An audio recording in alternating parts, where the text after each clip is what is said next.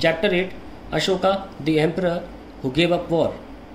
A very big kingdom equals to an empire. The lions that we see on our notes and coins have a long history. They were carved in stone and placed on top of massive stone pillar at Sarnath. Ashoka was one of the greatest rulers known to history, and on his instructions inscriptions were inscribed on pillars as well as on rock surfaces. Before we find out what was written in these inscriptions, let us see why his kingdom was called an empire. The empire that Ashoka ruled was founded by his grandfather Chandragupta Maurya more than 2300 years ago. Chandragupta was supported by a wise man named Chanakya or Kautilya.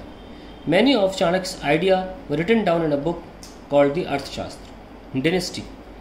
When members of the same family become rulers one after another, the family is often called a dynasty. The Mauryas were a dynasty with three important rulers: Chandragupta, his son Bindusara, and Bindusara's son Ashoka. There were several cities in the empire. These included the capital Patliputra, Taxila, and Ujjain. Taxila was a gateway to northwest, including Central Asia, while Ujjain lay on the route from north to South India. Merchants, officials, and craft persons probably lived in these cities.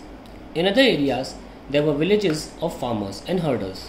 In some areas, such as Central India, there were forests where people gathered forest produce and hunted animals for food. People in different parts of the empire spoke different languages. They probably ate different kinds of food and wore different kinds of clothes as well. How are empires different from kingdom? Emperors need more resources than kings because empire has larger than kingdoms and need to be protected by big armies. So also they need a large number of officials who collect taxes, ruling the empire. As the empire was so large, different parts were ruled differently. The area around Patliputra was under the direct control of the emperor. This meant that officials were appointed to collect taxes, meant from farmers, herders, craft persons and traders who lived in villages and towns in the area. Officials also punished those who disobeyed their ruler's orders. Many of these officials were given salaries. Messengers went to and fro and spies kept a watch on these officials. And of course, the emperor supervised them all, with the help of members of the royal family and senior ministers. There were other areas of provinces. Each of these were ruled from a provincial capital such as Taxila or Ujjain. Although there was some amount of control from Patliputra, and royal princes were often sent as governors, local customs and rules were probably followed. Besides, there were vast areas between these centers. Here, the Mauryas tried to control roads and rivers which were important for transport, and to collect whatever resources were available and tax and tribute. For example, the Arthashastra tells us that the northwest was important for blankets and South India for its gold and precious stones. It is possible that these resources were collected as tribute. Tribute. Unlike taxes, which were collected on a regular basis, tribute was collected as and when it was possible from people who gave a variety of things, more or less willingly. There were also the forested regions. People living in these areas were more or less independent, but may have been expected to provide elephants, timber, honey, and wax to Mauryan officials, the emperor, and the capital city. Megasthenes was an ambassador who was sent to the court of Chandragupta by the Greek ruler of West Asia named Seleucus Nicator. Megasthenes wrote an account about what he saw. Here is a part of his description. The occasions on which the emperor appears in public are celebrated with grand royal processions. He is carried in a golden palanquin. His guards ride elephants decorated with gold and silver. Some of the guards carry trees on which live birds, including a flock of trained parrots, circle around the head of the emperor. The king is normally surrounded by armed women. He is afraid that someone may try to kill him. He has special servants to taste the food before he eats. He never sleeps in the same bedroom for 2 nights. And about Patliputra, which is modern Patna, he wrote, "This is a large and beautiful city. It is surrounded by a massive wall. It has 570 towers and 64 gates. The houses of 2 and 3 stories are built of wood and mud brick. The king's palace is also of wood and decorated with stone carvings. It is surrounded with gardens and enclosures for keeping birds." Ashoka, a unique ruler. The most famous Mauryan ruler was Ashoka. He was the first ruler who tried to take his message to the people through inscriptions. Most of Ashoka's inscriptions were in Prakrit and were written in Brahmi script. Ashoka's war in Kalinga. Kalinga is the ancient name of coastal Orissa. Ashoka fought a war to conquer Kalinga. However, he was so horrified when he saw the violence and bloodshed that he decided not to fight any more wars. He is the only king in the history of the world who gave up conquest after winning a war. Ashoka's inscriptions describing the Kalinga war. This is what Ashoka declared in one of his inscriptions. 8 years after becoming King 1, conquered Kalinga. About 1.5 lakh people were captured and more than 1 lakh people were killed. This filled me with sorrow. Why? Whenever an independent land is conquered, lakhs of people die and many are taken prisoner. Brahmins and monks also die. People who are kind to their relatives and friends, to their slaves and servants die or lose their loved ones. That is why I am sad and I decided to observe Dharma and to teach others about it as well.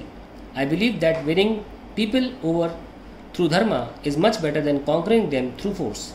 I am inscribing this message for the future so that my son and grandson after me should not think about war. Instead, they should try to think about how to spread Dharma. What was Ashoka's Dharma? Ashoka's Dharma did not involve worship of a god or performance of a sacrifice. He felt that just as a father tries to teach his children, he had a duty to instruct his subjects. He was also inspired by the teachings of Buddha. There were a number of problems that troubled him. People in the empire followed different religions and this sometimes led to conflict. Animals were sacrificed, slaves and servants were ill-treated. Besides, there were quarrels in families and amongst neighbors. Ashoka felt it was his duty to solve these problems, so he appointed officials known as Dharma Mahatma, who went from place to place teaching people about Dharma. Besides, Ashoka got his messages inscribed on rocks and pillars, instructing his officials to read his message to those who could not read it themselves. Ashoka also sent messengers to spread ideas of Dharma to other lands such as Syria, Egypt, Greece and Sri Lanka. He built roads, dug wells and built rest houses. Besides, he arranged for medical treatment for both human beings and animals. Ashoka's message to his subjects. People perform a variety of rituals when they fall ill, when their children get married, when children are born, or when they go on a journey. These rituals are not useful. If instead people observe other practice, this would be more fruitful. What are these other practices? These are being gentle with slaves and servants, respecting one's elders, treating all creatures with compassion, giving gifts to Brahmins and monks. It is both wrong to praise one's own religion or criticize another's. Each one should respect the other's religion. If one praises one's own religion while criticizing another's, one is actually doing greater harm to one's own religion. Therefore, one should try to understand the main ideas of another religion and respect it.